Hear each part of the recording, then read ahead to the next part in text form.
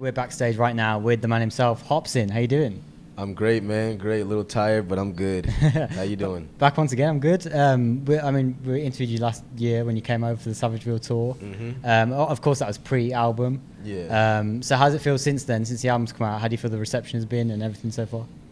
It's been good. It's been cool. I can't complain. I mean, it did what I expected it to do. The album was very personal. It wasn't really like I didn't make this album for it to try to go viral with shit. It was just my personal life stories for people who are interested in my personal life. It's a lot of pain on the album, so it's just I wasn't in the mood to really make an album, but that is what I could pump out with the emotional mess that I've been going through. So, I'm just doing what I do and trying to keep the fans in the loop on things. So, yeah. And this album's obviously titled No Shame, and this is No Shame Tour. Yeah. Did you come up with the title of the album first, and that was the direction you were going to go, or did the songs just kind of fit into that as you were making them? Well, they fit into that I was making them, because I was originally going to go for Savageville, but then over time, I'm glad I didn't make an album called Savageville. I just don't like that name, and I don't know what I was thinking. I wanted something that was a little more human, and No Shame just feels like a phrase that I can use in my everyday life, and that people can also use in their everyday life. And I didn't want to go over the top. A lot of my album names have been things that don't really apply to human nature whatsoever. But No Shame, I think it represents what I do very well. And there's a line on the track right here, where you say, if I blew up at 19 or 20, Hollywood would eat me alive basically, and got to your head. How's your perspective changed since then? So did you have a different kind of perception of what it was going to be like, and then over time it just kind of wasn't what you expected? I thought if I was 19 or 20 and I blew up, or I had what I have now, I would have probably had it through a record deal, a record company providing me with all of the information that they chose to give me to help my career go further. And it would have eventually hit its peak unless I had the right team around me. But every rapper in the industry knows that it's so hard to find the right team. And when you first get in the game, your first few deals are never the ones. Like, your first situations are always going to have something bad in them, and because you don't know anything, you don't know what to expect, and you're so hungry for like the attention, for notoriety, and you just want to be heard. And you need money and all that stuff, so you just jump on anything that comes your way, and you don't really know how to negotiate. So if I had this at an earlier age, I know I would probably only have a quarter of the money that I have now, probably even less than that, and I would not even know how to juggle my fan base, and I'd be like one of these has-been rappers that just don't know how to function and manage in this climate. So I'm very thankful that it happened the way that it did, because now I control and own everything. One thing that I've noticed about your sound over time as well is that it's very much evolved, and a lot of this album you can kind of picture you performing live, and it would get the crowd going off. Yeah. Is that something that you were conscious of later on, that you wanted to just make sure that you had songs that could pop off live? Yeah. There's songs I have on this album that are like The Purge. That one was, I made that so I could have fun live. A song called Witch Doctor, that was kind of, I feel like a good song to listen to, and it goes really hard live. A song called I Wouldn't Do That, which is a good song to perform live for me. And yeah, I'm very mindful of the songs that are gonna really go off when I do them live. As I'm making the songs, when I go into them. In the past, I didn't do that, so I never knew what it was.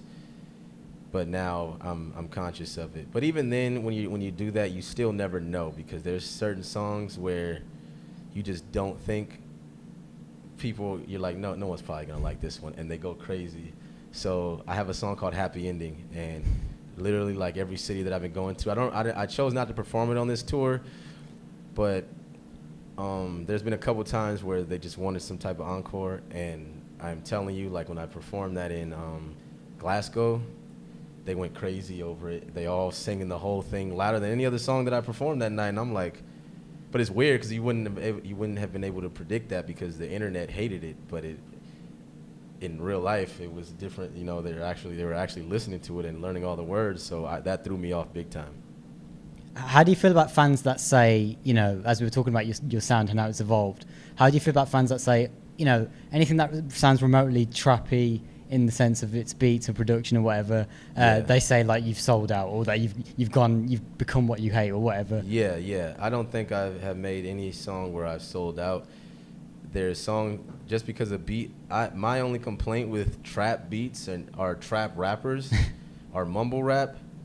Trap beats were never bad. Trap beats are banging. Trap beats are dope, and I'm sure everybody can agree. Even people who hate trap music, when you hear those beats, they are knocking. They are banging. They got a dope vibe to them.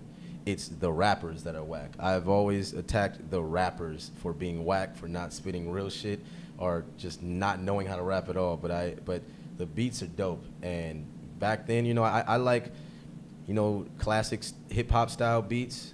I like funky beats, and I like trap beats as well, you know, and I have to expand. I can't just stay in one lane and only know how to do one thing, because I'm going to be a one-dimensional rapper, and who wants to be that? Like, I don't want to limit myself to what I can do. If there's a trap beat, if there's a boom bop beat, if there's any type of beat, I want to be able to know that I can, you know, do my thing on it to my best ability. So to the fans who say that, I can honestly say they don't know what the fuck they're talking about. Like, they don't have to.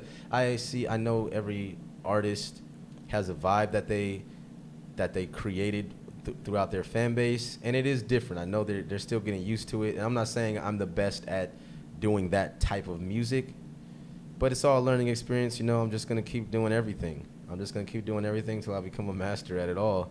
And fans who hate on it, they don't know a damn thing about music, because they're the same people who would have hated if I had been out in the 90s. They would have hated on me transitioning into early 2000 style music as well, just because they'll probably be like, man, you don't do old school rap no more. You're doing this lyrical rap now. Like, they would hate on anything. Some people just want you to stay who you are, and they don't want you to ever evolve. Yeah, and I feel like as well that if you did kind of still do the same thing, and you were dissing rappers still, and you had the same sound, the same fans would be like, oh, you haven't evolved, you're not doing... And that's exactly what they would say. If I came out with a song dissing rappers today, exactly, they're going to be like, you did that in 2010. You succeeded at it. You got where you are. What else are you going to do now? Like, I did that already, so there's no...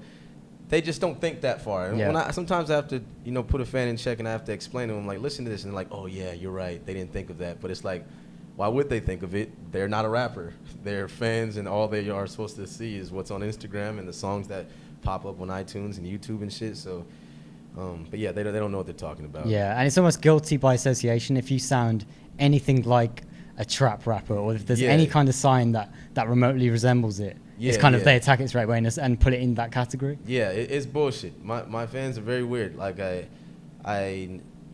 they really try to go against me doing anything mainstream. They try to make it seem like they hate anything mainstream, even the trap beats, all that stuff.